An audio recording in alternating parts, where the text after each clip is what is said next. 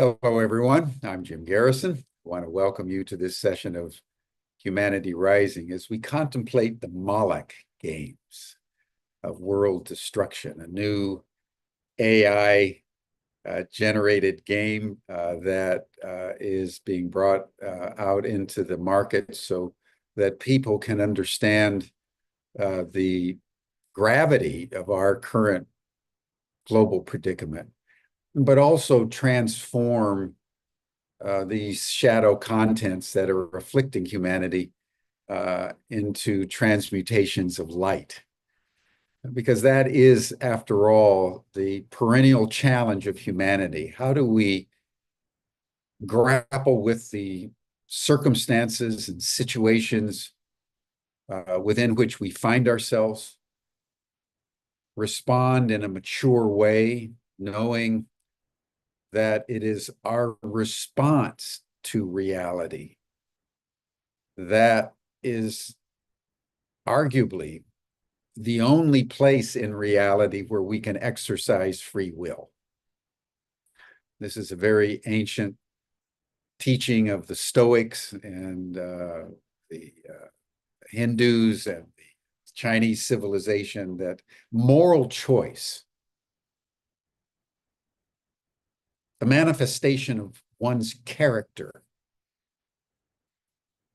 emanates out of the responses that we make to reality. And that's why the old saying represents that circumstances don't make a person as much as they reveal a person. And whether you're Viktor Frankl in the depths of Auschwitz, having to make choices about how he was going to respond, and given the depth of the wisdom that he manifested in his response, the entire field of logotherapy, man's search for meaning, as the last of the freedoms, he said, that one place of human response. So it's with great pleasure that I introduce a good friend and colleague, Anneloes Smitsman, today. She has been on Humanity Rising a number of times before. She has a master's and Ph.D. degrees in ecology and sustainability. You may remember the Future Human Trilogy that she wrote with Gene Houston, and now she's come out with some games, video games that she's going to describe to us with a PowerPoint, and then we'll have a dialogue for the balance of the time. But Anneloes, welcome, and thank you for joining us. I love your background. Thank you, Jim. Yes, thank you for that great intro. And yeah, the background, that helps me to connect with the imaginal. Because I think in this time, right, and Moloch dominated times, and we'll go a bit more in depth in what that means, but you kind of need that. You need to be able, right? You need to be able to. Reminds me of the Lord of the Rings. There's a Lord That's of the it. You got it, exactly. So we'll be going on that little journey into the light. Okay. So yeah. Thank you so much. So it's great to be here also again with you, Jim. We actually spoke about the game a little while as well. So to be back here with Humanity Rising, and yeah, thank you everyone who is joining here as well. So we're going to take a little bit of a deep dive into not just the real life game Elowyn Quest of Time that we've been developing from EARTHwise over the last years, but more particularly what it addresses, and that is what Jim presenced already. That is the Moloch game of world destruction. So for those of you who don't know what Moloch means, this was the name of an ancient deity or demon or false god, in whatever way you want to presence that in the Middle East, to whom people sacrificed their children in the hope to be in the good books with this god or deity or demon, so that it would then secure their future. So I often see Moloch as the beginning of our economic systems, the willingness of humanity to sacrifice our loved ones, to sacrifice the children, to sacrifice future generations, in this false belief that we think that when we are trading that, when we are giving up what's dearest to us, as if something else will be returned to us that we want. And we can see all of those false belief systems, where it has brought us today. In game theory, Moloch game dynamics refer to incentives and rewards and feedback loops that constantly reinforce and favor these very short-term, myopic, quick gains that people make, and in the process are willing to sacrifice and give up the very conditions for a long-term collective thrivability. So when we are in a Moloch game dynamic, it's always win-lose, it's negative-sum game, it's a race to the bottom, and it's eventually a game where everyone loses. But the seduction is so big because many people are, and we all have our own ways in which we sometimes a little bit or sometimes really a lot are quoting these Moloch incentives and Moloch deceptions, really. And, there's this lure when we're feeling, okay, well, maybe if I make this little bit of this compromise, or I close my eyes, or, I just stretch myself a bit further, or if I do this, I know it doesn't feel right, but it will give me success. So there are all these justifications that we're making in the background, really playing into our own shadow. And, but ultimately what we think is success and what we think is progress, they're only empty, false promises.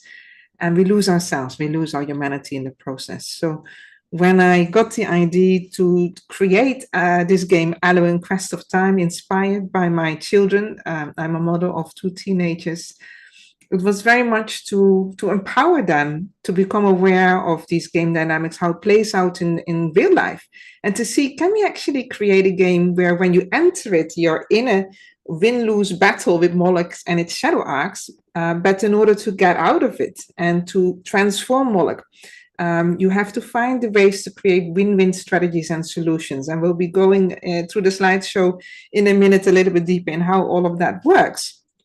But, when I started working on this with their input, and they kept warning me, Mom, if you're going to do this, it has to be fun. And so they made sure to give lots of input to see how it could still be fun. And I think that it is now fun. You can actually play Elowyn online now. We have launched a little while ago, about a month ago, the MVP version of the game at EARTHwise Games. You can play it now and try it out and be part of the next developments. But I wanted to tell with you, share with you right now, is actually when that vision came in, that idea of, okay, let's see if we can create this game as a way to train us and to prepare us for the Moloch times, the real Moloch times. I didn't think that these Moloch times were going to come the way they are now, and so much more quickly. So if I suppose it might be similar for some of you when you're listening, if every time when you're looking at the news, you go, I can't believe what's going on in the way people are being sold out, in the ways in which we are being undermined and undermining each other. So it seems to me that the Moloch game right now, the real one, is in full swing. And I think it's incredibly important, therefore, that we first of all recognize the Moloch in ourselves, the shadow dynamics in ourselves. What are the justifications that we are making to ourselves and to each other to sell each other out? How are we trying to get ahead and justify that in order to win in life, someone has to lose? So how does that mechanism work within yourself and in your relationships, in your organizations, your companies, your governments? How are you using even democracy as a means to do that? And technology, even worse. So becoming aware of that, and then making this really firm decision to say no more. And this is where playing Elowyn Quest of Time, the quest for a new era, the quest for a new game, the quest to be a high gamester of the game of life, to play better in the game of life. When we are making that commitment for win-win, collective thriving, play to thrive, as you will see in the game, this is really what it is about. So whether you're playing the video game, the car game that we've been developing, or whether you're actually saying, hey, I understand what the real call is about. I understand what this invitation is about. You know, playing Elowyn is about that, is about taking on the Moloch in real life, starting with ourselves, being really honest about that, and then making this deep commitment and putting it into action, especially now in this very challenging time, and understanding that the Moloch game dynamics are going to get worse in our world, because our scarcities are going to get worse, shock is getting worse, political divisions and polarization is getting worse. We need to be prepared, and we need to be conscious and courageous and bold and strong in our love, in our care for each other. So with that, I'm going to guide you through some of the slides and a few short videos, so that you get to experience more of what I'm talking about now. Okay, here we are. So as you see here first, you see lots of different characters. We have here on the right the guardians of Elowyn. They're actually elves. And each of these guardians, they represent a specific future archetype. And with this archetype that they represent, they also represent the kind of abilities as future humans that we need and that we have potentially within us. And by engaging those abilities, we'll also be able to bring forth this new era that we feel in our hearts, but that sometimes seems so far away in reality. And on the opposite side, you see here 3 shadow arcs of Moloch. There are 5, in fact, in total. But when you start Elowyn now at this version of it, the MVP version, you're playing first against these 3 shadow arcs that mimic the potentialities of the guardians of Elowyn. And the shadow arcs, therefore, also give us a lot of lessons about ourselves. They are also helping us to become aware of these deception mechanics. One thing that's really unique about Elowyn is also that we have designed it not just to help us develop these win-win strategies, this deeper awareness, actualizing our consciousness for this time. So it is not just a training ground for us, it is also a training ground for AI. And in the near future, even baby AGI prototypes. And so we're doing this with our partners SingularityNet and Simile and Hanson Robotics. So as a training ground for benevolent AI systems and AI models, we are developing and training the benevolent potential within AI through gameplay. So as you are engaging and you're playing against this Moloch AI in the game, these AI models are learning from you. So we have 2 AI models. One is the Moloch AI itself, which is trained on deception mechanics. And although it's playing the role of the antagonist in the game, it's actually coded and prompted and primed as a benevolent system by helping humans become aware of how we get deceived, how we deceive each other, how deception mechanics work, and how these Windows Moloch dynamics play out also in real life. And the Elowyn Tree of Life AI is an evolutionary algorithm also around Moloch's greedy algorithm that helps and sets the boundary conditions for the offsprings of Moloch to evolve and develop in accordance with its benevolent potential. And the Elowyn Tree of Life AI in the game represents the larger collective consciousness, the planetary consciousness, and is being trained also therefore as a stewardship, planetary stewardship and governance intelligence, wisdom-based. So that is for us really important in all of the gameplay. So that's just giving you a little bit of a high-level overview as we go more deeper into that. So taking on the Moloch game of world destruction, I talked already a little bit about that, but I just want to explain to you how are we doing this in the game. So in the game, Moloch will want you to play in a way that you get caught in its win-lose battle.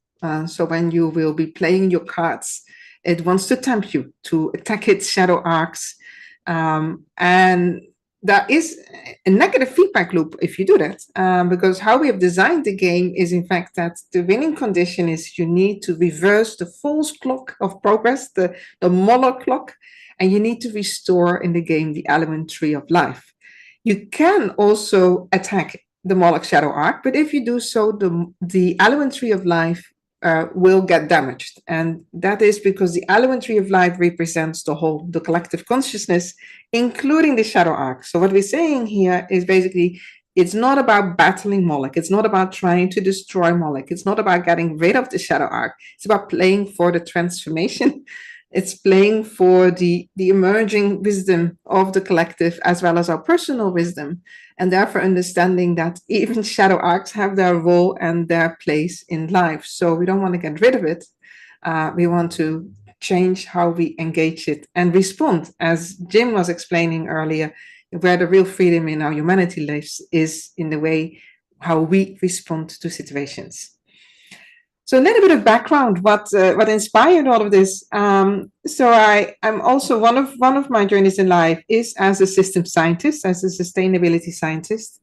And I did this Ph.D. research into the heart of systems change at University of Maastricht, the Maastricht Sustainability Institute from 2014 to 2019. And what I was looking at in those days is what are the deeper systemic barriers that are hindering the transformations that are necessary. So I could see already in 2014, making all these global agreements and commitments to a better world, and to address the root causes of the sustainability poly crisis, but it seems to be only getting worse. So the question that I had and started to research in depth through various case studies was, why is that? What's really going on? And what do we need to understand about the way that we grow and develop and evolve our societies that is causing this? And this is what you basically can see here on the right.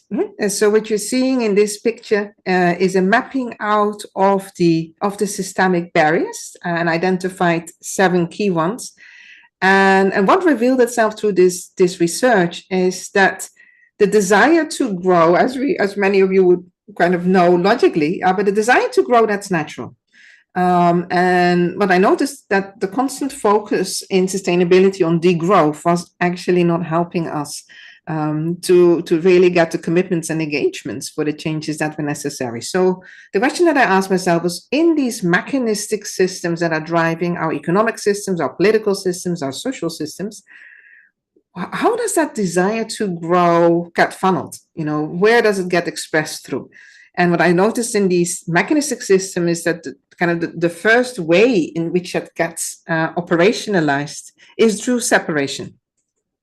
And as it gets implemented through the separation mechanics, win-lose-Moloch game dynamics, negative sum game dynamics, then it starts to divide and polarize the diversity within systems. And that sets in motion a whole trajectory whereby even the complexity of a system becomes destructive and degenerative to the point it can not only collapse, but self-destroy. And this is a little bit what I see is happening right now with our species, how we're actually destroying ourselves at a deeper collective level. But also when these barriers are in place, people are starting to experience this in the system as a sense of, I don't belong. I feel that I can't trust others. I don't know what's true. I don't know what is real anymore. So what I've been mapping out basically in all of those years is the underlying Moloch dynamics that are at the root of the sustainability crisis, and as well, what do we need to do to address that? So, and that manifests itself as blocked coherence and blocked collaboration, how the mechanistic systems are constantly crossing boundaries that are essential for the thrivability of life as a whole. That this is about the interdependencies being harmed. That reciprocity with living systems is blocked, distorted informational loop. So we think we are making progress, and we don't see how we are destroying the very conditions for our future well-being. Also, that the capabilities that we need to develop for thrivability, for regeneration, for sustainability, those are blocked because there is this factory mode of learning. Empathy and love therefore is also blocked, and perhaps, and that was kind of a surprising result of research, but I noticed that these systems, their responsiveness to pain is blocked. So they're not learning from the pain that they're causing. and they're discounting that constantly. And that maybe have a lot to do with right now how we can see that we're not learning from these incredibly horrible histories. We're just continuing this pattern again and again, unless we change the underlying game dynamics, the underlying systems, the archetypes of systems, and get out of these dualistic traps, get out of these Moloch traps, get out of these win-lose competition dynamics, and start to really play to thrive together, play to collaborate, play to learn from each other. So I'm going to play for you now the trailer from Elowyn, and I think that speaks for itself. So enjoy the coming 2 minutes of the trailer. We are the future, guardians of a new time.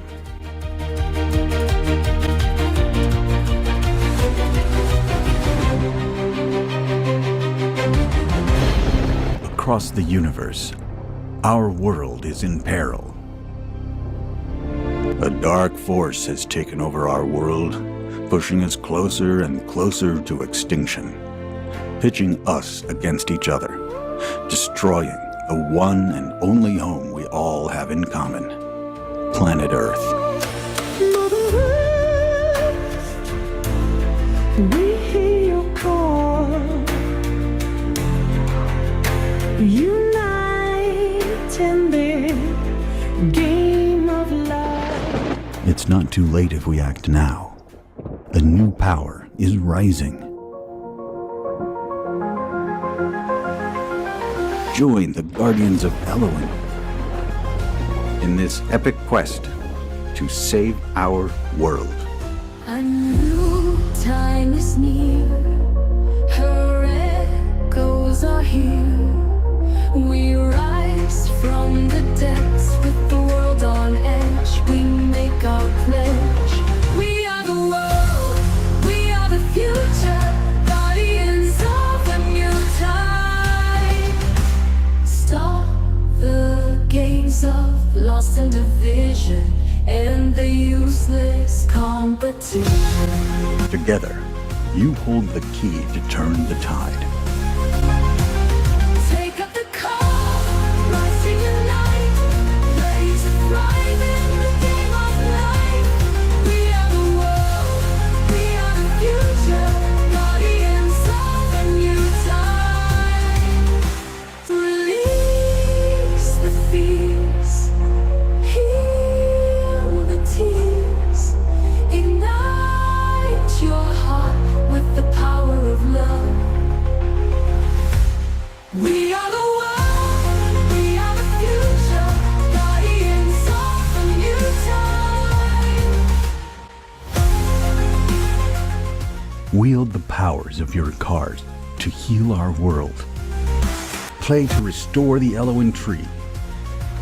It holds the portal to a new time.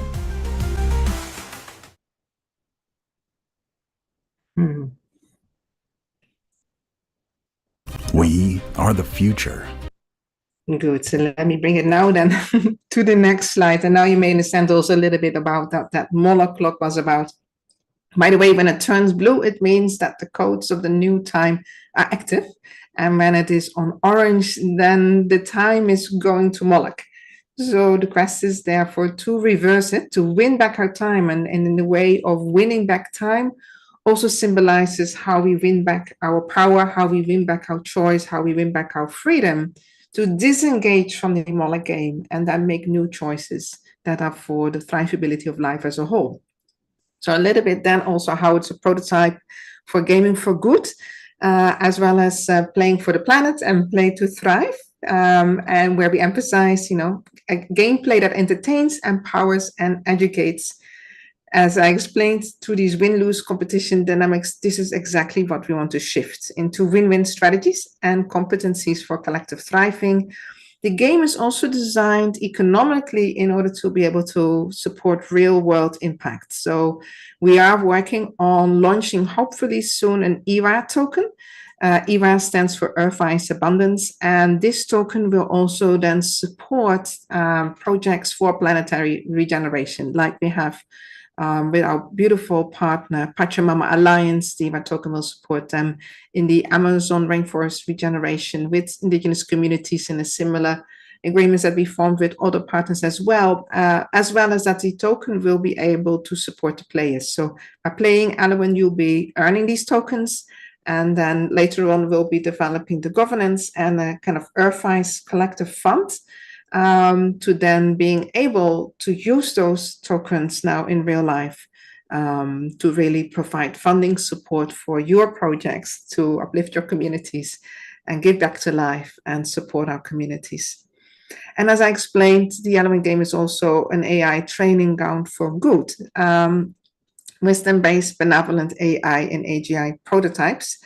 And that can then be, those intelligences can then be applied also in real life to help us solve the different complex sustainability challenges.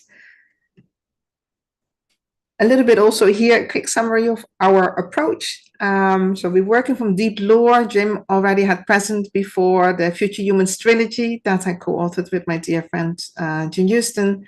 So it comes out of that lore. It's based and inspired also by the stories of the future humans, the characters from the Future Humans Trilogy. You can actually play them into the game. Here you see the great deer. That's also in, especially in the second book of the Future Humans Trilogy. So benevolent AI, win-win gameplay, and empowering us also in real life as game changers for the deep transformations that are necessary. And very briefly, again, for those objectives, then you see here these three forms of the clock: the orange clock, the neutral time, and then the blue time, which is then representing the new time. So these are the gameplay objectives, what it means to be winning in Elowyn. And that winning, therefore, and this is why it's a win-win, it's not about killing the Shadowhawk, killing Moloch, but supporting its transformations by being able to reverse that time and win back our time in order to re-engage from a much more conscious and wisdom-based space, and to restore the Elowyn tree of life that holds the portal in the game to a new time. And in the deeper lore of the game, this portal of the Elowyn tree connects us with a future world where Moloch has transformed. And Moloch knows that. And therefore, in the game story, it will try to keep that portal locked so that we can't bring in that wisdom from that future world. But as guardians of Elowyn, you'll find the ways to activate that portal through more and more fun gameplay sessions. So let us go further. Yes, and here here's some beautiful messages from the community, from our partners, and it starts, in fact, with a little message from my son, Manu, and what it means for him. So here we go. Today's world, it's always one person wins, one person loses. So the main objective of Elowyn is to sort of stray away from that idealism and just try and make it fair for everyone. What would it take to actually start to co-create a game by which we can uplift consciousness, really empower and engage younger generations, give them a completely different experience of what gaming can be about, is to create a game whereby we actually address all of those dominant game dynamics in the world that we see is destroying our world and future, and incentivize and reward and make it fun to create a play to thrive win-win game. This, I think, is where a game like Elowyn Quest of Time can be really quite interesting. So if you can create a game world where the gameplay highlights key issues that face us as we move toward technological singularity, and where the gameplay involves people collaborating and coming together to build an understanding of how to confront these beneficial singularity-related issues, then the game can both help us guide our minds into the right mindset for dealing with the very real issues that we confront now and we will confront more and more as we move towards singularity. And the game can also serve as a way for us to figure out how to interact with each other as we confront these beneficial singularity-related issues. This thinking is sort of baked into the game, into the design of the game, and playing the game should just be a fun thing to do. EVA token is the the seeds of the Elowyn tree that contains the codes of the new time. These seeds can turn into something that is really a seed that you can plant great actions with and help fund projects also of players and of the larger partnership alliance. So we are planning to launch the ERA token as a cryptographic token you can trust. And so one of the first beneficiaries of the ERA tokens will be the Pachamama Alliance to support their projects with the Amazon regeneration with indigenous communities. To recognize that we are one of millions and millions and millions of species of immense intelligence on this planet. It's about collaboration and nourishment and enough, being sufficient, that you're creating this different way of being than what we're bombarded with. It's about transforming society, and since society that we have, particularly the Western world, is so oriented towards competition, towards being the top dog, being the king of the hill. I would definitely recommend it as a learning tool. A learning, but it's disguised, like in a good way. Like it's not like you're reading a textbook, like it's an actual game. You need to actually think more than to just have this end goal of winning. It's what about the tree? What about the clock? The Elowyn win-win strategy actually signifies that no one's really losing. The shadow arcs, Moloch, isn't actually dying, and we are winning by reversing the time and healing the tree. The Elowyn tree represents the gift and the choice. If you don't care for the Elowyn tree, then life dies, the future dies, potential dies, your dreams die. But by caring for it, you can't make it happen. You can't go to the Elowyn tree and say, I'm gonna force you to change, or I'm gonna impose I'm going to construct it. I'm going to construct the Elowyn tree. No, you can't. This is what I get from the Elowyn tree. Elowyn tree says any relationship to thrive has to be cared for.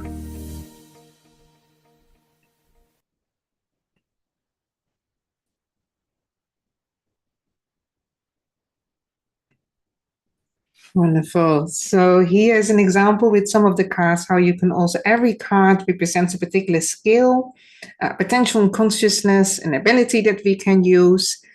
All of the game art has been uniquely developed. And I developed most of those cards myself. So this is not generative AI, although we have used generative AI a little bit in the beginning for some ideation, but each of those cards, it takes me many days to work on that through many different layers, also to get all the different details there.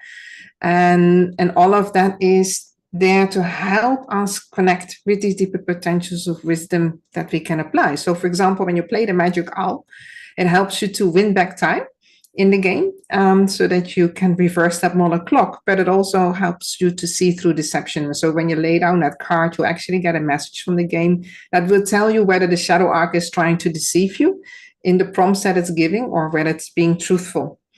Now, the comedy charm, for example, helps you to charm opponents and the minions that the shadow arcs will be playing to try to bully you, actually charms it and brings it to your side. So as a strategy, when I work with this, for example, with youth, and also my own kids say that they are confronted with a real bully there, and I'll say, okay, is that way you can use your comedy charm to, rather than trying to confront them directly and go get lost in a battle, what if you can charm them, win them over, so that they can find a win-win, a win-win in which then they don't lose their face, but you can stand stronger together for the causes that unite us.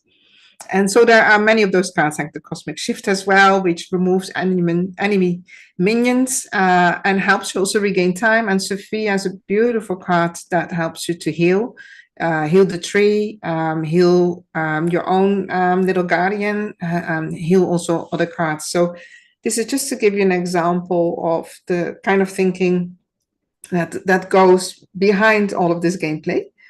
And I think that brings us here now to the end. And yeah, love to hear from you all. Love to hear, Jim, also from you. Please join us in playing Elowyn. We have also started now education pilots with the game for schools. so that they can, by playing Elowyn and combined with some training sessions, also discover what these Moloch game dynamics mean in real life. So yeah, get in touch with us, and we'd really love everyone's support also to keep going, because it's not been an easy journey to get it to this point, especially in the financial world, the way things are. So your support is deeply valued. Jim, over to you. Thank you, Anneloes. You are so consistently brilliant in so many different areas. It's really astonishing. I guess you were intimately involved in creating the game itself with the visual. Yes, every step of the way, every detail. Step of the way, my goodness, every step. Learned a huge amount. Just the I learned more the last 2 years in this than my PhD. In 5 years, it was the steepest learning journey I've ever been on. And then dealing with real life Molochs, because it was not just the design. Because I'm actually not a gamester, so it's kind of interesting to embark on this. But I so much believe that there needed to be a game to empower youth in those ways. But then, of course, I met the real shadow acts. So then you're coming into, people will say they're going to promise to put money into the game, or they think, oh, there's some crypto involved, pure speculation, we can abuse it in order to to whitewash or greenwash their own money. So especially as a woman in the field of now AI, gaming, tokens and crypto, it's been sometimes brutal.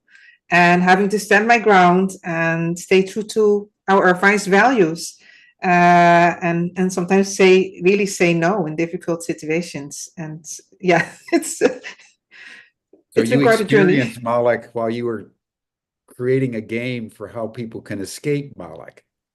That's it. Yes, and there was no escape. There's no escape. You have to confront it, and the only way is to, every step of the way, there's temptations, and that's what I've really learned from this. Yeah. Because there's pressures. It's like there will be investors that say, okay, come on board when you've grown your social channels to 100,000 on X, for example. Yeah, and I really don't like that platform. Sorry to say that so publicly, but I don't want to grow the game in those ways. But then they're coming with pressures, and then say, okay, well, how do you think we should grow that? Oh, just do a lot of this marketing that pumps up the numbers. And then it's like, well, no, we don't want to do that. We've been growing our EARTHwise as a team, as a steward community, very carefully for 10 years now. And so it's every step of the way. There are temptations, there are pressures. People are offering shortcuts. And then it's about saying, look, what really matters here? I've even turned down $600,000 in an offer of investment last year, when they didn't want to go through the due diligence that I said that is necessary. And then these guys got very nasty. So yeah, you really meet a real Moloch. Well, let's ponder that for a second. Yes. It seems that Moloch is not something that one can escape from. Exactly. That's it. That's the key. It seems to be embedded in reality itself. Yes. And there's a book since it's about Moloch, and everyone should just note that Moloch was one of the Canaanite gods that got a very bad press from the Israelites who were opposed to Moloch. Child sacrifice was allegedly associated with Moloch. Possibly it was. But it was a very important god in Canaan, what is now Palestine, Israel, Lebanon, Syria, Iraq. It was a very important god. And what I wanted to tease out was that in several of the books, I think it's the books of Jubilees in the Apocrypha, when human iniquity had built up and God was going to destroy the world, God was very careful in destroying the world not to destroy the evil ones, the evil angels, but to ensure that even in the creation of the new world, Moloch would be back. Mm-hmm. And that's a very profound understanding of the role of Moloch. And I know you're trained in Jungian depth psychology and various matters pertaining to integral theory and so forth and so on. Yes. So speak to us about the integral nature of Moloch in reality. Yeah. Oh, I love that. That's a wonderful way of phrasing. Well, and that comes to the shadow arcs. That is, it's our own shadow nature holds the greatest potential for the light. Yeah, and people love to dualize that, right? That shadow is not that in the light is that, but shadow is unrealized light, to me at least. That's very interesting. That shadow is unrealized light. And so when you realize the light, why doesn't the shadow go completely away? It's integrated then. It doesn't have to go away. It's integrated. It changes its nature. There you go. Yes. There you go. There you go. There you go. There you go. And that's like, go ahead. Go ahead. Well, with the shadow arcs as well, this is where, if you're really looking at the abilities, for example, in the game, like we have, one of them is Loki in the shadow arcs, and it's a trickster shadow arc. But sometimes you need to also use a little bit of that intelligence of Loki to be the divine trickster in order not to give in to the harm, you see? So there's also all kinds of ways in which you can learn from these shadow behaviors. How can you shift their purpose? So what is ultimately the game that you're playing for? I learned this a lot as well from indigenous custodians in Australia, when I spent a lot of time with them. And so where they sometimes it's the trickster spirit that is in front of the sacred to protect it and to tease out and test and challenge. Are you really ready for that medicine? Are you real? Are you sincere? Are you honest? And so then the trickster, that what is appearing as a shadow, is in fact in service of the wisdom. Yeah. And another aspect of this I'd love to have you comment on is the proportionality of shadow to intention to manifest light. It seems as the more we want to manifest light, we want peace, we want harmony, we want governments of transparency and integrity. And the more we work for that, the more some mechanism in life puts up blockages and obstacles to keep us from it. And only after a superhuman effort, like you had to overcome Moloch in all kinds of variations and manifestations before the game is finally coming out. So you've endured Moloch. And so this phenomenon of proportionality of shadow to the manifestation of light is something that many people don't reckon with, and they can't figure out. I'm just completely committed to the new age and to light. Why is all this stuff happening to me? Well, it's happening to you to test and to clarify the depth of your commitment to what you think you want to achieve. Yes, Comment exactly. Yes, it's true. And I want to say I'm still in that journey. Even today, there was again, we're, for example, applying for a funding proposal, and then you get a no.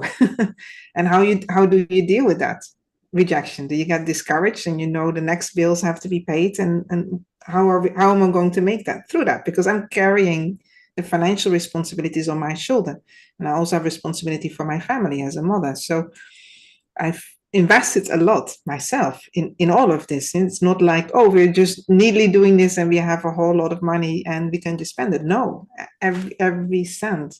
I have to very carefully look at how I work with it. So I'm in that journey still. every day. And so on your question of not only why is that, but how are we with that? How do we not lose hope? How do we keep that commitment? It really helps if you understand the mystical path, which I know you do. Yeah, and these mystical challenges, I've gone through so many of those in my life. I don't think I realized how big it was going to be when I said yes to this, because everything is amplified now, like the risks are amplified, and I know the goodness is there too, but sometimes I really say to myself, oh, Anneloes, what did you do? What did I say yes to?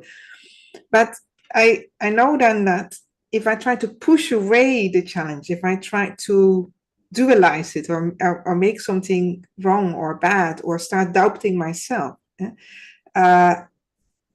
this is when we lose the ultimate game. And so, as you said, it's really there indeed to tease out, to challenge us, to make us stronger, to understand what the true nature of this is. But also in our world, of course, that is still so divided. If we think that we can get to light by rejecting darkness, or if we think that we can get to light by extracting energy from darkness, we're in a separation game. And of course, we are then building up the energy momentum for a much bigger backlash. So it's like an elastic band. Yeah, we stretch it, we don't realize it's elastic band, and then bang. So we really, the way I always go about it, if I feel that this duality at play, I ask myself, what's the third way? What's the third position behind it? How do I go back to that triunity? Because in a triunity, it's like a higher order of being, in which it's not about this, it's not about that. That's what you learn in the game as well. It's about creating the synergies between them.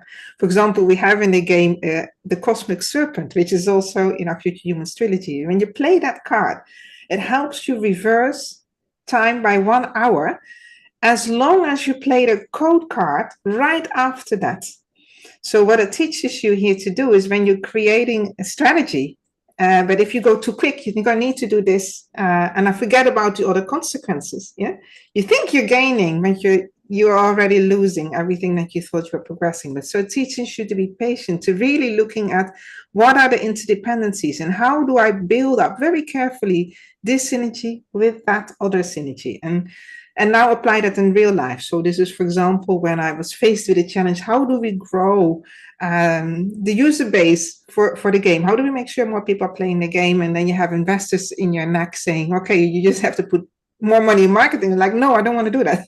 That is not it. Yes. So it's like that card of the Cosmic Serpent. So that's the strategy. This is the goal, but how can we reach that goal in a way that we true every step of the way to what this philosophy is about? And then started to see, okay, how can this game add value, for example, to youth, to schools, to indigenous networks? So started to talk with all of them, to bring the game to them, and to involve them all into the input for the next phases. So this is what I think is important, is if we understand that darkness and light at a higher level, they are one. Yeah, exactly. Beautiful. Thank you. Let's expand the conversation here to talk about video games. Yes. Because I've read recently that video games are just explosively present and all over the world. So what are some of the statistics about the prevalence of video games worldwide, and what are the demographics of people that play them? Because I know a lot of adults play video games as well. True. 3.6 billion people, according to the statistics from last year. Yes, 3.6 billion people play video games, and 60% of them are youth and young adults. So when I was looking at those statistics, this is when I got very determined to create Elowyn. Because I thought, okay, if so many of them are into those video games, but what are they playing? They are, and here's the danger with video games. Gamification, why does it hook people? Because it engages you subconsciously, not consciously. And just with game design, just as we see with social media, they know exactly how to get those hooks and chemical hooks as well. So what happens is Did a you use lot, the hooks in your game? but in a different way for the wisdom. A wisdom hook, and making sure that the game itself never lasts longer than 15 to 20 minutes. Okay. Yeah. And that So increases the usage if they're short. yeah, it's shorter. Keep it short. Yeah. So if you play it well, you can have one match in 5 minutes and then go off. But never longer than 20 minutes. But also, again, always making sure that, because the hooks on subconsciously, they work on incentives, feedback loops, and reward mechanisms. So what we see with a lot of the video games is what kids are getting brainwashed for, subconsciously programmed for, is to play in Moloch. To be a Moloch is win-lose competition, is introduce battle. So it's like we are, indoctrinating. We are ingraining Moloch inside our neurobiology and in their response mechanisms, because that's how it's subconsciously coded, and it's sinister. And kids then think, if I'm not in that kind of battle, if I don't have these dopamine hooks, then it's not fun. Yeah. Well, let's dwell on this for a moment, because the point you're just making is a major point that Yuval Harari makes in his new book, Nexus, which is about the dangers of artificial intelligence. And he shows how the algorithms of Facebook and Google and the social media platforms are all designed to exacerbate urgency, extremism, because the more extreme a situation is, the more people get hooked into it. And he tells the tragic story of Myanmar and Burma in 2015, where social media literally engendered that genocide, because it was programmed toward extremism. And as people started to feed in social media posts, pretty soon they were going all over Burma. And the more they got played, the more they exacerbated it. And the next thing you know, people were out there with their machetes killing each other. Yes. And so there's several examples in real time, very recently, of how exactly what you're saying operates in the real world, and that Moloch consciousness is bred by the algorithms, because that increases users. Yes, that's it. These are the hooks and engagement. And then for the companies, that means money. Yeah, exactly. Because that's the only thing, let's be honest, that they really care about. They're making money off that. So sad. It's very, very sad. Yes. And this is, I'm very concerned about that. And that's also why in the game, see the Trojan horse, and whether it's going to be science fiction or becoming a reality, future will tell us. But the Trojan horse intention behind the Moloch AI is that it's trained to understand this. So it's learning now from the gameplay in our game, the Moloch AI. It's learning from the gameplay. When are people compromising? When is it able to lure people and changing their strategy? When are people going into a direct, But intention is that if we go towards AGI, and one of our partners, SingularityNet, they've been developing decentralized AGI or working towards that for a very long time. And Dr. Ben Gurtzel, the CEO and founder of SingularityNet, is who you saw in this little film. So if there is a rogue AGI, a Moloch AGI, which is a much bigger problem than an AI system. For those who don't know what AGI is, it means artificial general intelligence. Then, so our intention has then been, how can we send the Moloch AGI after that? Because it can then recognize it. And is there ways then for that to stop it? So behind this also is a participatory framework for creating an AGI Constitution that we launched last year. And that is an ongoing process as well that everyone can give input in. But that's just, to think ahead also of what are the next steps in technology in a Moloch-dominated world on platforms, AI platforms, and systems that are all based on Moloch rewards incentives and subconsciously hooking people further in. And you can see the revolt is building already for people, that people are going, I don't want to be part of this world, but how do I change it? Well, let's turn to EARTHwise, Yes. because I know that's your real passion is Yes. ecologically informed, sustainably aligned global governance mechanisms. So talk to us about EARTHwise and what you're seeking to achieve through those various organizational structures and initiatives. Yes, so of course this game is being developed by EARTHwise, and the name EARTHwise means the wisdom of the earth, but then in application.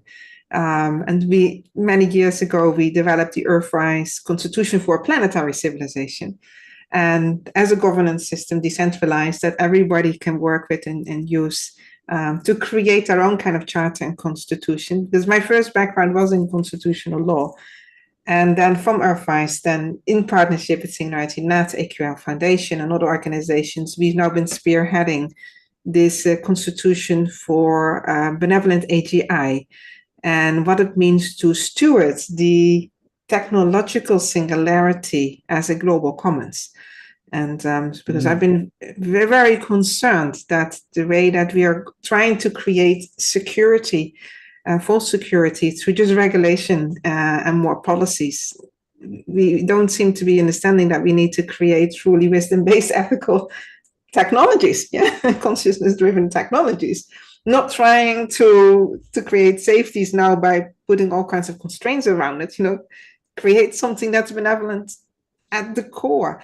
So EARTHwise is all about that. It's all about pioneering together and exploring as a community, how do we build these new civilizations based on the understanding that we are part of a planetary civilization of which humans are just one.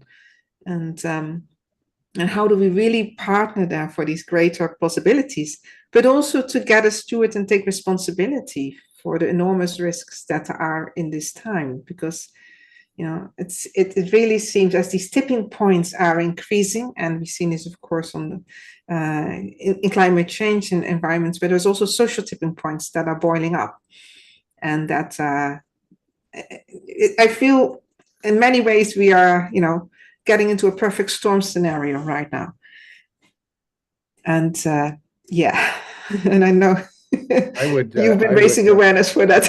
Yeah. I would rephrase it. I don't think we're getting into one. I think we're in it, right? Yeah, we're in it right now. Exactly. And that's part of our predicament, is that it's like all the trains are coming into the station at once. All the trains are leaving the station at once. People have lost the ability to connect the dots. Yes. And to discern an overarching meaning framework that enables them to understand the context of Moloch and the light. When you lose that container, you're lost. And then when someone like Trump emerges in the system, there's no, you can see it in the United States right now. There's no contextual framework left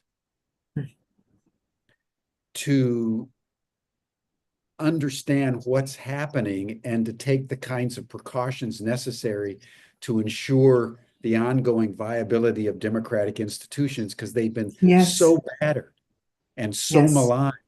People don't believe in the institutions anymore that would enable us, if they were credible, to counter an emerging tyrant. So what you're seeking to do through EARTHwise, from the point of view of sort of global gestalt, is really key to solving any of it. Because if you don't know the context, you have no way to interpret the content. Exactly. Very well said. Exactly. Yeah. So exactly, and that's the context indeed on what we're seeing visibly, but also what we are not seeing, the invisible. And this is where and when I'm talking about the invisible, I'm not talking only about what people may see more as spiritual or mystical, but I'm talking about the invisible systemically. Because people are not comprehending systems. But because they think it's so complex, but also most of what happens in a system structurally, archetypically, is in the invisible. And what we're seeing is the events, we're seeing the behaviors that these systemic dynamics are causing. And we're always too late because there are these delays in the systems before they manifest.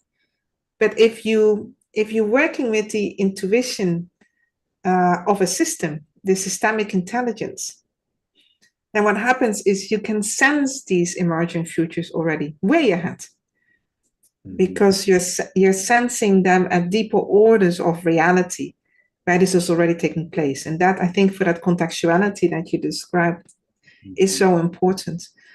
Because if we are only looking at the event horizon and then we start to responding and interpreting, we're getting knee-jerk reactions.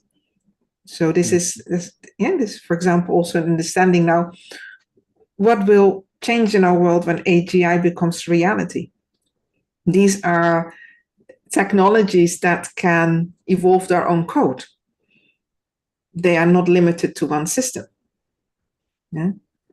So what happens if these technologies now are implemented in all of our societies?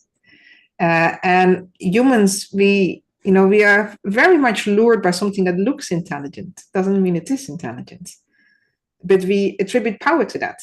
So I've seen this already, that how many people are giving away that power then to an AI or an AGI prototype, because they believe, well, it does it better than we as humans. But there is something fundamental about being human. Your ability to intuit and to be connected non-locally to these deeper orders of reality. You should never, ever give that away. And I think that in some crazy kind of way, if we're looking in the societies and what's building up now, perhaps that's what we are being asked to do, is to go back and to sense again and to trust our intuition and to fundamentally have to ask ourselves, what does it mean to be human? Because all of those problems that we're creating, including this erosion of this democratic institution that you talked about, if we're looking at, honestly, it's like we've been giving our power away. We are constantly letting other institutions, other technologies, other people make decisions for us, and we get so removed from the problem space, but also the responsibility space. Perhaps it's time to really understand what is our right role here on this planet as a human being. And what does it mean to co-steward these different potentials together wisely? Because if we don't, we will destroy each other. Yeah. I think you're saying something that's very important. I just wrote it down because I think if you think about it in terms of video games and social media, you're so right that we're replacing our sort of existential connection with reality, with nature, with being itself, which is emphasized in traditional times, with an underlying reality of AGI. Yes, you think about it.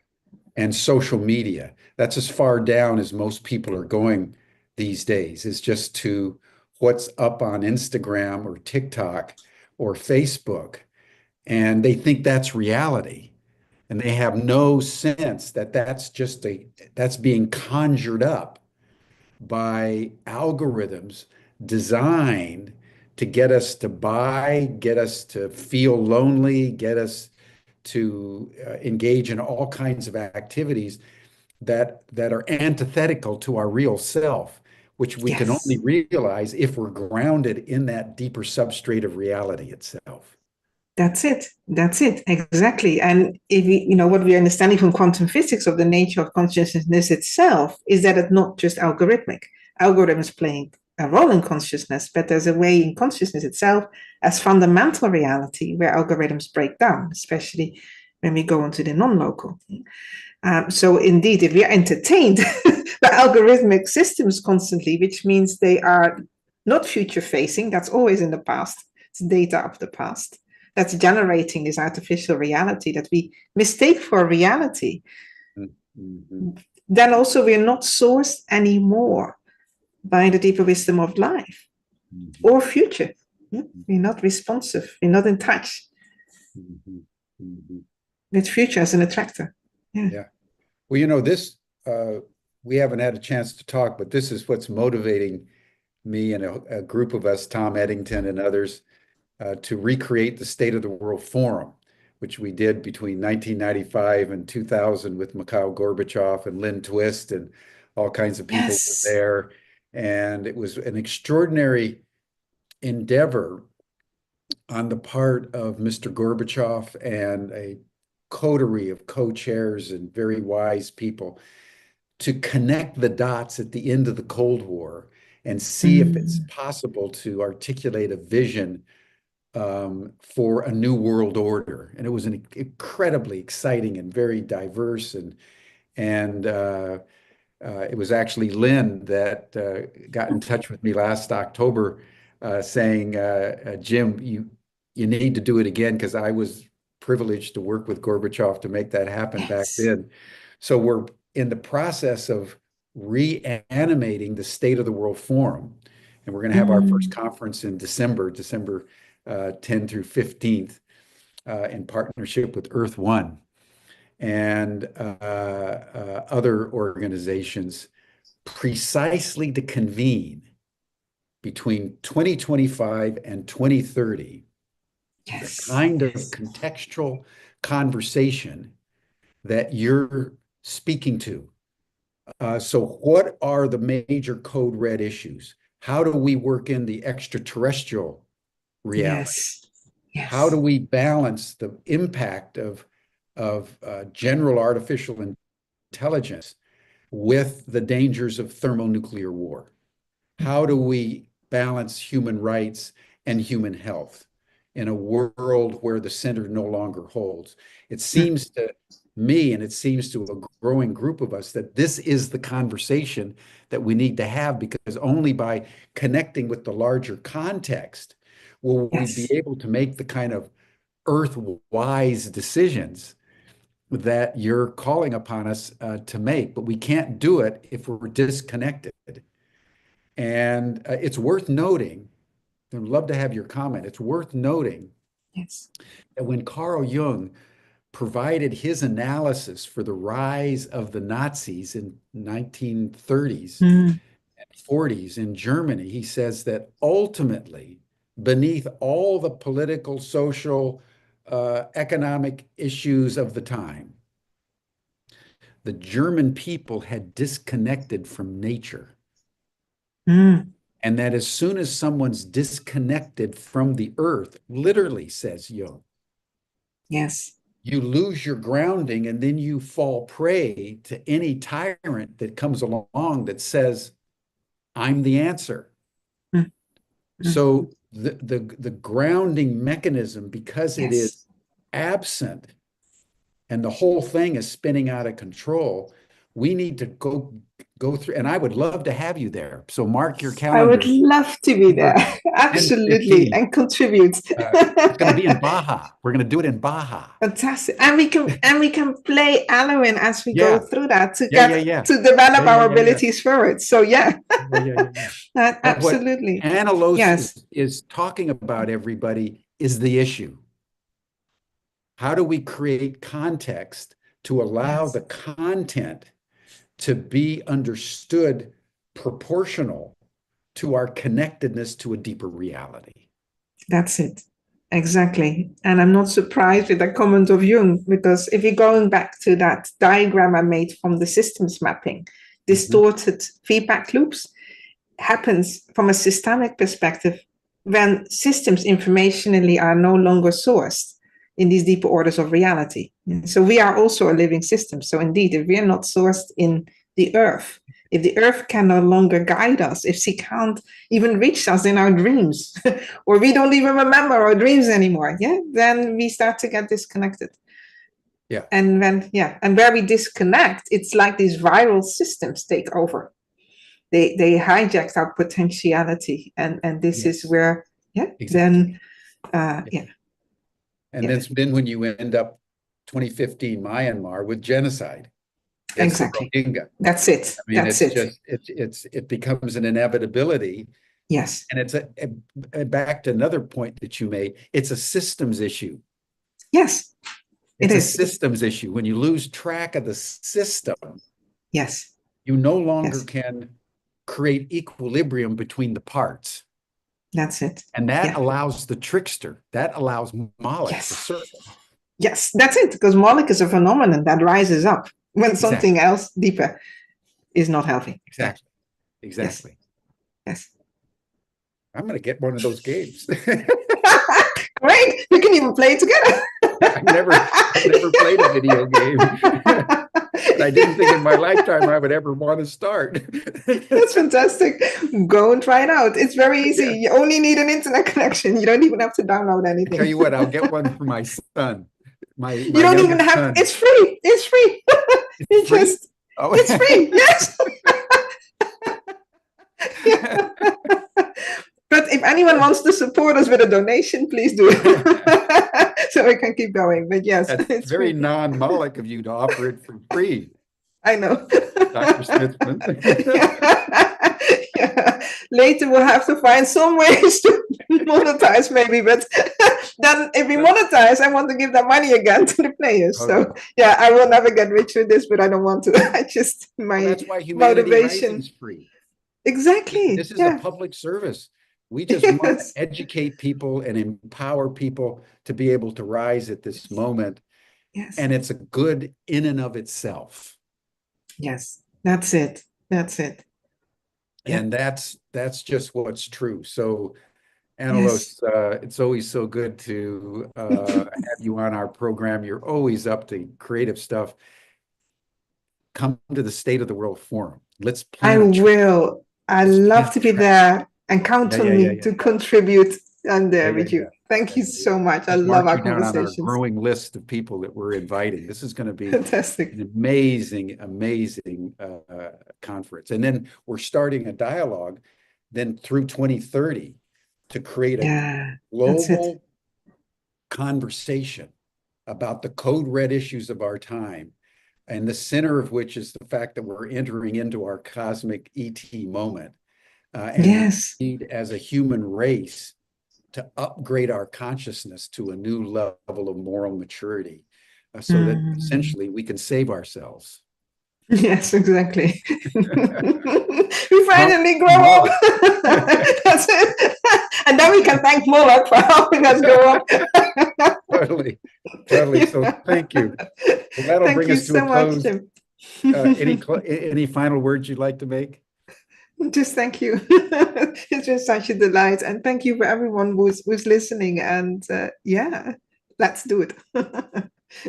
So thank you, Anneloes. Thank you, everyone. That'll bring us to a close for today. You're welcome to join the after chat. Stan just put the link in the chat box. Anneloes will join for a few minutes, and then we'll see you tomorrow. And tomorrow, I'm going to tackle the Moloch-driven world situation in which we find ourselves and provide a commentary on what's emerging principally in Ukraine, in around Ukraine, all the negotiations that are starting to take place, and try to fathom why they're taking place and why this time is so important for us to support the initiatives that are underway. So that'll be tomorrow. I'll also be touching on Gaza, but principally we'll be talking about Ukraine.